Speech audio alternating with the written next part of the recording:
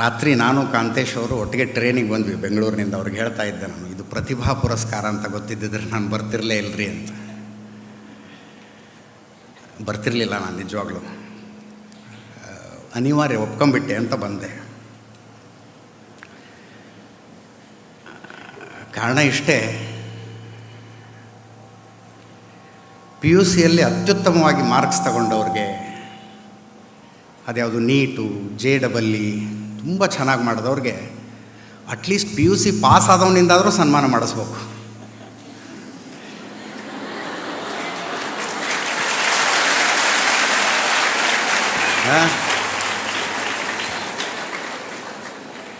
ಕಾಂತೇಶ್ ಅವರೇ P U C fail ನಾನು, ನೀವು ಪ್ರತಿಭಾ ಪುರಸ್ಕಾರ ಅಂಥೇಳಿ ನನ್ನ ಹತ್ರ ಸನ್ಮಾನ ಮಾಡಿಸಿರೋ ವಿದ್ಯಾರ್ಥಿಗಳಿಗೆ ಏನು ಮೆಸೇಜ್ ಕೊಟ್ಟಂಗಾಗತ್ತೆ ರೀ ಅಂತಂದೆ ನಾನು. ಅದಕ್ಕೆ ನಾನು ಈ ಪ್ರತಿಭಾ ಪುರಸ್ಕಾರ ಅಂದರೆ ಇಲ್ಲ ಸರ್ ಬ್ಯುಸಿ ಇದ್ದೀನಿ ಅಂದ್ಬಿಡ್ತೀನಿ ನಾನು.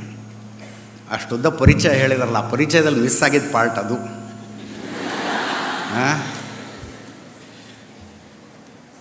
ಸೈಕಾಲಜಿ, ಹಿಸ್ಟ್ರಿ, ಇಂಗ್ಲೀಷ್ನಲ್ಲಿ BA ಮಾಡಿದರು. ಅದಕ್ಕಿಂತ ಮುಂಚೆ ಏನು ಮಾಡಿದರು, ಈ ಮಕ್ಕಳನ್ನು ಮೇಲೆ ಕರೆಸಿ ಸನ್ಮಾನ ಮಾಡುವಾಗ ತಂದೆ ತಾಯಿನ ಕರೆಸಿದ್ರು. ನೋಡ್ತಾ ಇದ್ದೆ ಅವ್ರ ಮುಖದಲ್ಲಿ ಖುಷಿ ನೋಡಿ ಹೆಂಗಿದೆ. ನನಗೊಂದು ಬೇಜಾರಂದ್ರೆ ಆ ಖುಷಿ ನಾನು ನನ್ನ ತಂದೆ ತಾಯಿಗೆ ಯಾವತ್ತೂ ಕೊಡಲೇ ಇಲ್ಲ. ಖುಷಿ ಕೊಡಲಿ ಸಮಾಧಾನ ಸಹಿತ ಕೊಡಲಿಲ್ಲ ನಾನು ಜರ್ನಲಿಸಮಿಗೆ ಬಂದ ಮೇಲೆ ಮೊದಲ ವರದಿ ಒಬ್ಬ ಮಿನಿಸ್ಟರ್ ವಿರುದ್ಧ ಭ್ರಷ್ಟಾಚಾರ ಮಾಡಿದ್ದಾರೆ ಅಂತ. ಮಿನಿಸ್ಟರು ಹುಬ್ಳಿಯವರು, ನಮ್ಮದು ಹುಬ್ಳಿ ಪಕ್ಕ ಹಳ್ಳಿ. ನಮ್ಮದು ರೇರ್ ಸರ್ನೇಮ್ ಹನುಮಕ್ಕನವರಂತ, ಅಜಿತ್ ಹನುಮಕ್ಕನವರಂತ ಬೈಲೈನ್ ಪ್ರಿಂಟ್ ಆಗ್ಬಿಡುತ್ತೆ.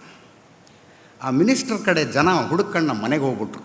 ಆವತ್ತು ನಮ್ಮಪ್ಪ ಫೋನಲ್ಲಿ ಹೇಳಿದ್ದು, ನಮ್ಮನ್ನು ನೆಮ್ಮದಿಯಾಗಿ ಇರೋಕ್ಕಾರ ಯಾವಾಗ ಬಿಡ್ತೀಯ ನೀನು ಅಂತ.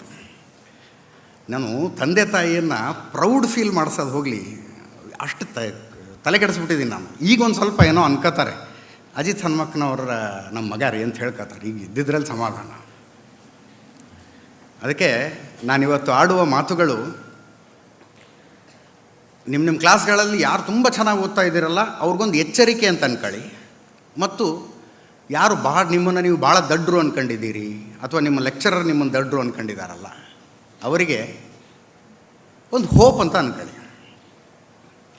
ನನಗೆ ಲೈಫಲ್ಲಿ ಏನೋ ಒಂದು ಸಾಧಿಸಿದ ಮೇಲೆ ನಾನು ಪಿ ಯು ಸಿ ಫೇಲ್ ಆಗಿದ್ದೆ ಅಂತ ಹೇಳ್ಕೊಳ್ಳೋದು ಸಮಸ್ಯೆ ಅಲ್ಲ. ಮ್ಯಾಥ್ಸು ಬಯಾಲಜಿ ನಾನು ಫೇಲ್ ಆಗಿದ್ದು.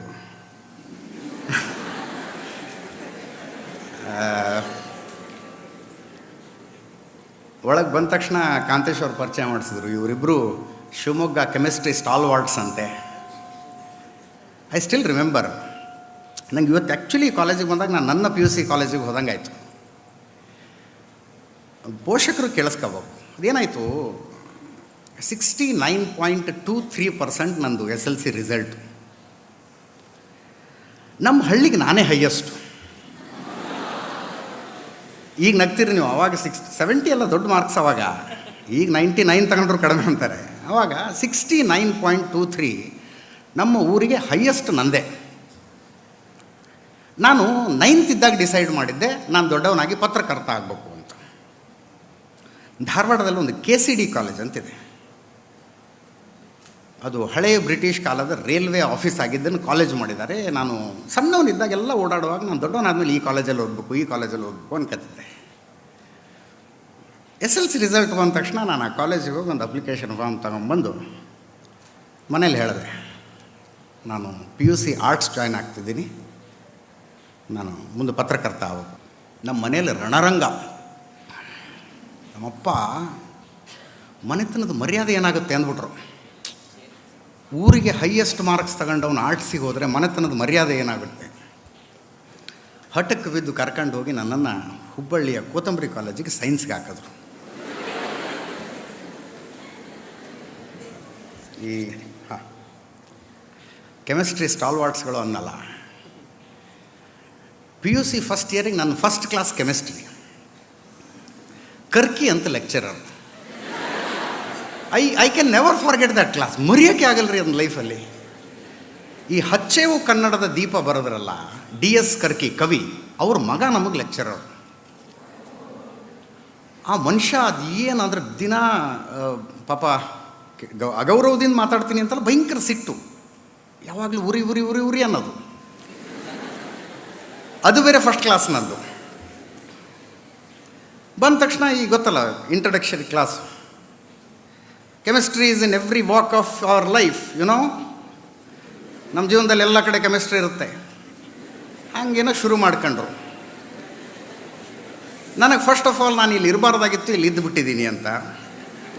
ಅವ್ರು ಹಿಂಗೆ ಕರೆಕ್ಟಾಗಿ ನಾನು ಒಂದು ಸಲ ಹಿಂಗೆ ಆಕಳಿಸೋದಕ್ಕೂ ಅವ್ರು ನಾನು ನೋಡೋದಕ್ಕೂ ಕರೆಕ್ಟ್ ಆಗ್ಬಿಡ್ತು. ಅವತ್ತು ಅದು ಹೆಂಗಾಯ್ತು ಅಂದರೆ ನನ್ನೇ ನೋಡಿ ಯು ಸ್ಟ್ಯಾಂಡಪ್ ಅಂದರು. ನಿಮಗೂ ಹಿಂಗೆ ಯಾರು ಯು ಸ್ಟ್ಯಾಂಡಪ್ ಅಂದ್ರೆ ಅಕ್ಕಪಕ್ಕದವ್ರು ಯಾರು ಕರೆದಿರ್ಬೇಕು ಅಂದ್ಕೊಂಡು ಸುಮ್ಮನೆ ಕೂತ್ಕೊತಿರಲ್ಲ, ಹಂಗೂ ನಾನು ಕೂತ್ಕೊಂಡೆ. ಅದು ನೋಡಿ ಮತ್ತೆ ನನ್ನೇ ಪಾಯಿಂಟ್ ಮಾಡಿ ಯು ವಿಲೇಜ್ ಬಾಯ್ ಸ್ಟ್ಯಾಂಡಪ್ ಅಂದರು. ಹಳ್ಳಿ ಹುಡುಗರು ನಾವು ಇರ್ತಿದ್ದೆ, ಹಂಗೆ ಇರ್ತಿದ್ದು. ನೋಡಿದ ತಕ್ಷಣ ಯು ವಿಲೇಜ್ ಬಾಯ್ ಸ್ಟ್ಯಾಂಡಪ್. ಅವರು ಎಲ್ಲಡಿಕೆ ಹಾಕ್ಕೊಂಡ್ರೆ ಬಾಯಿ ಯಾಕೆ ಕೆಂಪಾಗತ್ತೆ ಗೊತ್ತಾ ಅಂದರು. He wanted to explain chemistry ಪಾಪ. ಅದೇನೋ ಕ್ಯಾಲ್ಶಿಯಮ್ ಇರುತ್ತೆ, ಅದೇನೋ ಆ್ಯಕ್ಟಿಂಗ್ ಮಾಡುತ್ತೆ, ಏನೋ ಒಂದು ಹೇಳ್ಬೇಕಾಗಿತ್ತು ಅವ್ರಿಗೆ. ಎಲ್ಲಡಿಕೆ ತಿಂದರೆ ಬಾಯಿ ಯಾಕೆ ಕೆಂಪಾಗುತ್ತೆ ಗೊತ್ತಾ ಅಂದರು. ನನಗೆ ನಂದು ಸೊಕ್ಕೆ ಎಡಸೊಕ್ಕದು. ಸರ್ ನಿಮಗೆ ಗೊತ್ತು, ನೀವು ತಿಂದರೂ ಕೆಂಪಾಗತ್ತೆ, ನನಗೆ ಗೊತ್ತಿಲ್ಲ, ನಾನು ತಿಂದರೂ ಕೆಂಪಾಗತ್ತೆ.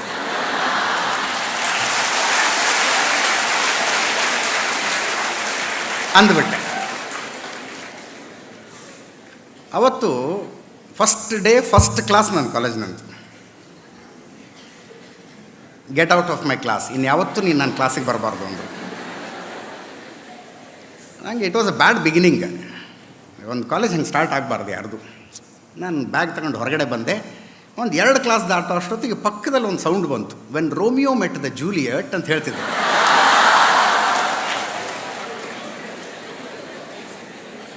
ನಾನು ಇದೇನೇ ಚೆನ್ನಾಗಿದೆಯಲ್ಲ ಅನ್ನಿಸ್ತು. ಅಲ್ಲೋಗಿ ನಾ ಕಮಿನ್ ಸರ್ ಅಂದೆ. ಕಮಿನ್ ಅಂದರು. ನೀನು ಈ ಕ್ಲಾಸ್ ಹೌದಲ್ಲ ಅಂತ ಅವರು ಕೇಳಲಿಲ್ಲ, ನಾನು ಈ ಕ್ಲಾಸ್ ಅಲ್ಲ ನಾನು ಒಳಗೆ ಬರ್ಬೋದಾ ಅಂತ ನಾನೂ ಕೇಳಲಿಲ್ಲ. ಕೂತ್ಕೊಂಡೆ. ಭಾಳ ಅದ್ಭುತವಾಗಿ ರೋಮಿಯೋ ಜೂಲಿಯೆಟ್ಟಿನ ಪಾಠ ಮಾಡ್ತಿದ್ರು ಅವರು. ನಾನು ಮೈ ಮರೆತುಬಿಟ್ಟೆ ಅದರಲ್ಲಿ. ದುಷ್ಯಂತ್ ನಾಡಗೌಡ ಅಂತ, DGM ನಾಡಗೌಡ. ನನ್ನ ಬದುಕಿನಲ್ಲಿ ನಾನು ನೋಡಿದ ಅತ್ಯುತ್ತಮ ಇಂಗ್ಲೀಷ್ ಟೀಚರ್ ಅವರೇ. ಅವ್ರದ್ದು ಪಾಠ ಅದು ಹೆಂಗಾಯ್ತಂದರೆ, ಪ್ರತಿ ಸಲ ಕರ್ಕಿ ಸರ್ ಕ್ಲಾಸ್ ಇದ್ದಾಗ 2 ಕ್ಲಾಸ್ ಬಿಟ್ಟು ಅಲ್ಲಿ DGM ನಾಡಗೌಡ ಸರ್ದೇ ಕ್ಲಾಸ್ ಇರ್ತಿತ್ತು. ಕರ್ಕಿ ಸರ್ ಹೇಳಿಬಿಟ್ಟಿದ್ರು ನೀನು ನನ್ನ ಕ್ಲಾಸಿಗೆ ಕೂತ್ಕೋಬೇಡ ಅಂತ. ನಾನು ಕರೆಕ್ಟಾಗಿ ಎದ್ದೋಗಿ ಆ ಕ್ಲಾಸಿಗೆ ಕೂತ್ಕೊತಿದ್ದೆ.